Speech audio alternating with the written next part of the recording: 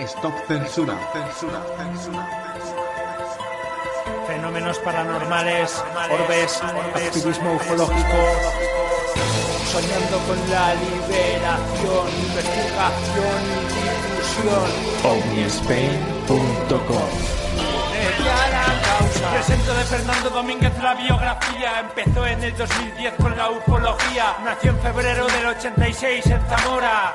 Es una persona que mucho explora. Ha llegado a ver ovnis en varias ocasiones, de los cuales hizo una foto y varias grabaciones. Está tratando de que abra los ojos gente ciega. En Ufolix ha hablado de Federico Acosta Noriega, a Virginia Dantoya. Hoy abramos la puerta secreta del universo con Nando Domínguez, que está entusiasmado porque es como un niño con zapatos nuevos, porque tiene un invitado que es todo un honor tenerlo aquí con nosotros. Nando, buenas tardes. Muy buenas tardes, Isa. Pues sí, hoy traigo un invitado que la verdad que da gusto ver toda su trayectoria en el mundo del misterio y de la investigación, porque es una de las personas que hasta hoy en día no sabía que todo el trabajo que tenía, siempre había oído hablar de él y tal, pero como hoy he decidido traerlo a la puerta secreta para darle voz y para que nos cuente de sus propias palabras una de las revistas que para mí son de las mejores revistas que quedan actualmente, además gratuitas, que toda la gente tiene acceso a ella, de las más críticas en el mundo del misterio y la investigación y de las más serias, se llama El Ojo Crítico. El autor es Manuel Carballal, que es un investigador que ha participado en muchísimas revistas, en muchísimos medios de comunicación, revistas como Karma 7, Año Cero, Más Allá de la Ciencia, diferentes diarios como El Mundo, revistas como la desaparecida, desgraciadamente, que todos conocen como Interview, que tenía unos reportajes de investigación quizá de lo mejor que había hoy en día en el mercado. Y digamos que también ha participado en muchísimos medios de comunicación, tanto televisión como prensa, fue colaborador de Miguel Blanco. Bueno, que me he quedado impresionado con toda su trayectoria, autor de diferentes libros. Su último libro es Los peligros del ocultismo, que yo creo que tiene muy buena pinta, es bastante interesante. Libros de ovnis. Bueno, ha sido una de las personas que gracias a él sabemos que, como el caso Humo, ha sido uno de los mayores fraudes en la ufología y han engañado a un montón de personas. Y gracias a sus publicaciones del Ojo Crítico muchas veces me he llegado a informar de diferentes casos y he llegado a la conclusión de la verdad, porque el Ojo Crítico es una de las revistas especializadas en destapar fraudes en el mundo del misterio, la ufología y bueno, la verdad que qué mejor que Manuel Carballal para que nos lo cuente, y para mí es un honor tenerlo hoy en la puerta secreta. Nando, y es un lujo. Pues di la verdad, va. Y la revista Interview no era por los reportajes, ¿eh? Tú lo que mirabas eran las chicas. Venga, confiésalo. Buenas cosas. Manuel, muy buenas tardes. Hola, Isa, ¿cómo estás? Encantado. Pues nosotros encantadísimos también de tenerte aquí, que además será la primera vez, pero me temo que no nos va a dar tiempo para hablar de todo lo que nos gustaría hablar contigo. Quedaría para un monográfico porque has hecho de todo. Hay que decir que Manuel Carballal, aparte de colaborador habitual en programas de televisión, en programas de radio como La Rosa de los Vientos, él es periodista, escritor, criminólogo, investigador. Eres hasta ilusionista, tengo entendido. Sí, de hecho, yo es que no concibo que alguien que pretenda dedicarse a la investigación de lo que llamamos los fenómenos anómalos no tenga una buena formación en el mundo del ilusionismo, porque, por desgracia, aunque siempre vayamos de buena fe y como cree el ladrón que todo el mundo es de su condición, las personas honestas tienden a pensar que todo el mundo lo es, en el campo de las anomalías, como en todos los demás, como en el de la política, como en el de la banca, como en el mundo empresarial, hay mucha picaresca y hay gente que engaña a otras personas. Por eso es muy importante, antes de empezar a hacer conjeturas sobre el origen de un supuesto fenómeno extraordinario, eliminar la posibilidad del fraude. Yo creo que es el primer paso que tienes que dar.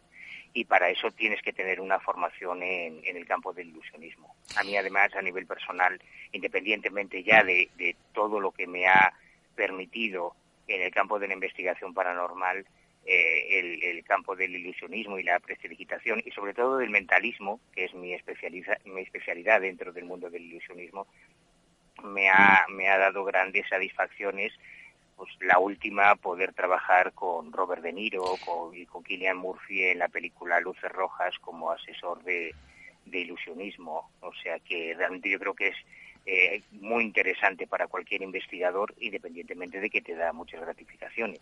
Qué maravilla, con Robert De Niro, nada menos. Eso tuvo que ser impresionante.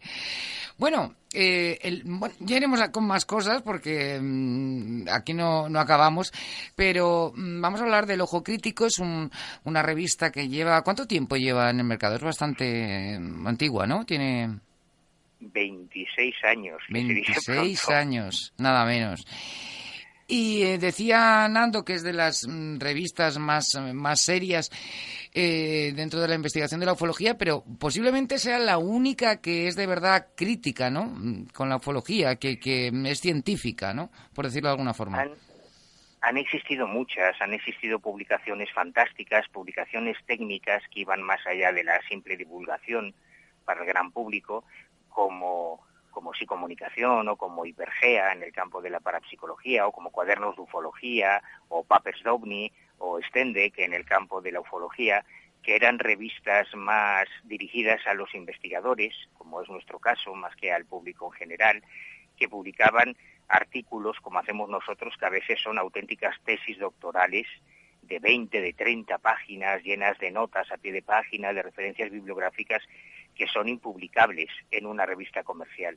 Y realmente es una pena que hayan ido desapareciendo todas esas publicaciones, porque al final los aficionados, los verdaderos interesados no pueden acceder a ese tipo de informaciones, a ese tipo de investigaciones más técnicas, más profundas, más científicas, porque no existen ya, salvo el caso del Ojo Crítico, no existen ya publicaciones que se ocupen de divulgar ese tipo de información.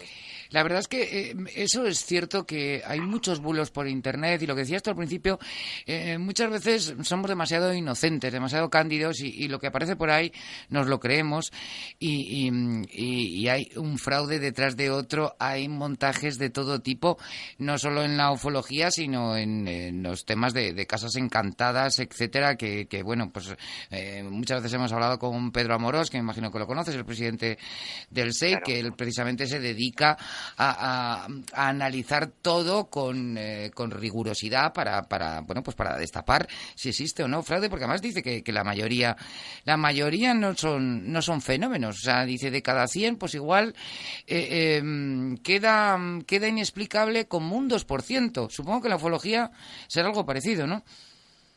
Claro, por eso los llamamos fenómenos anómalos, por eso los definimos como anomalías, por eso los llamamos fenómenos paranormales, porque no son normales, no son los habituales. La inmensa mayoría de los casos, cuando tú llegas a los testigos y comienzas una investigación, en la gran mayoría de los casos los testigos son personas bien intencionadas que te cuentan lo que han vivido y que ellos no han sabido explicar. Unos ruidos extraños en una casa, una luz misteriosa en un cielo nocturno. Si tú te limitas a encuestar los casos y a escribir un artículo o a hacer un podcast o a mantener tu canal en YouTube, pues te vale con eso, un tipo que cuenta una historia. Pero como decía Jill Grisham en la serie CSI, los testigos mienten o los testigos se equivocan, las pruebas no. La investigación va más allá del mero testimonio personal. Y cuando comienzas a analizar los casos, mira, la verdad, el gran drama que tenemos en el Ojo Crítico es que, por desgracia, en la inmensa mayoría de los casos, cuando nosotros cogemos un tema, un caso, y comenzamos una investigaciones que a veces se prolongan durante años. Fíjate. No son simplemente recoger un testimonio. En la inmensa mayoría de los casos encuentras el origen de ese supuesto fenómeno, encuentras la explicación. Pero es cierto que existe un reducto de casos no explicados de alto grado de extrañeza, en que a pesar de todos tus intentos por encontrar una explicación racional, no lo consigues. Entonces, solo entonces, es cuando puedes hablar de casos inexplicados. Pero has puesto el dedo en la llaga, porque el gran problema que tenemos ahora son las redes sociales y son canales como en el que hay personas que viven literalmente, son profesionales, youtubers del misterio, a los que lo único que les preocupa es que cliques en su página, porque cada vez que clicas les das dinero. Y ellos se dedican a buscar contenidos llamativos, contenidos sensacionales, que aparezcan, que estén bien posicionados en los buscadores y que hagan que el internauta, cuando busca la palabra ovni o la palabra parapsicología, llegue a ellos antes que a otros lugares. Y están haciendo un daño terrible porque sobre todo la generación más joven, los nativos digitales, la gente que ya ha nacido en la era de Internet, lee mucho menos en papel, lee menos periódicos, lee menos libros, lee menos revistas y busca en Internet la información. Y al buscar en Internet la información, por desgracia, donde llegan es este tipo de formatos. Además es que tenemos una atracción fatal hacia los fenómenos extraños y la ufología, que cuanto más escandaloso sea o a lo mejor más gorda la mentira, pues todavía pues más curiosidad despierta y más gente la escucha o la ve según el medio de comunicación. Somos así pues no sé, de fantasiosos, ¿no? Pero bueno, sí, dime. Y hay otro problema grave, y es que la dimensión o la capacidad de audiencia o de alcance que puedan tener tus investigaciones. Una publicación como El Ojo Crítico, a pesar de que, aunque nosotros seguimos manteniendo el formato de publicación en papel, en fanzine, a fotocopias, como hace 26 años, seguimos sacando la revista en papel, nosotros tenemos una página web y se siguen subiendo todos los números en PDF que cualquiera se puede descargar. Pero tú no puedes competir contra un gigante como Google o un gigante como YouTube, que es donde realmente priman el posicionamiento de los buscadores. Y eso hace que casos que tú has investigado y has descifrado hace años, el Yeti de Formigal, el ovni gallego, el caso Humo, el caso Daro, Anne Germain, la famosa vidente de Telecinco, que nosotros investigamos hasta reunirnos con ella y poner a prueba sus facultades.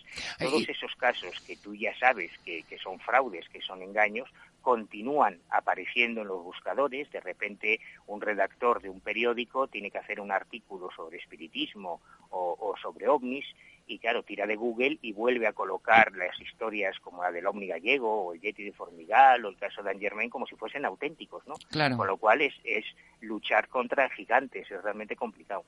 Y además me imagino que vosotros recibiréis un montón de cartas pidiéndoos que investiguéis pues algún caso de algún testigo y que la mayoría de las veces habrán sido falsos o no son inexplicables y me imagino que levantará un poco de ampollas entre los lectores, ¿no? Que muchos se sentirán ofendidos, ¿no? Al decir, pues no me han hecho caso, ¿no?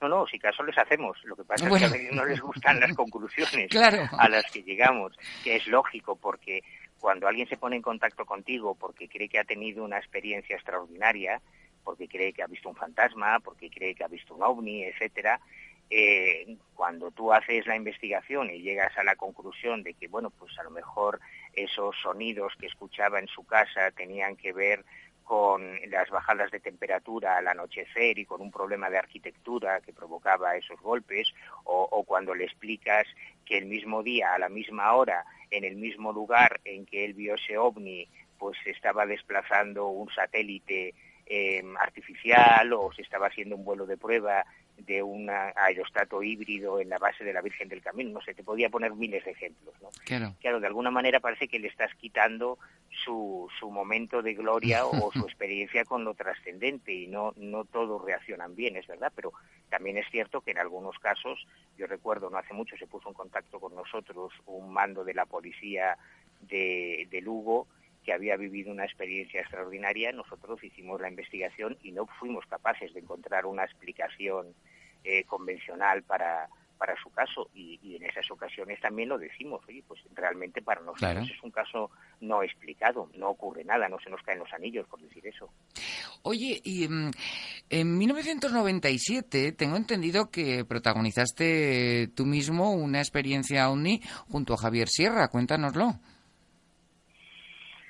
Sí, la verdad es que esa fue una experiencia que nos cambió un poco la vida a los dos, porque Javier Sierra ahora es muy conocido, es ganador del Premio Planeta y siempre ha tenido una trayectoria muy mediática, pero Javier y yo nos conocemos desde los 15 años, prácticamente empezamos en estos temas al mismo tiempo.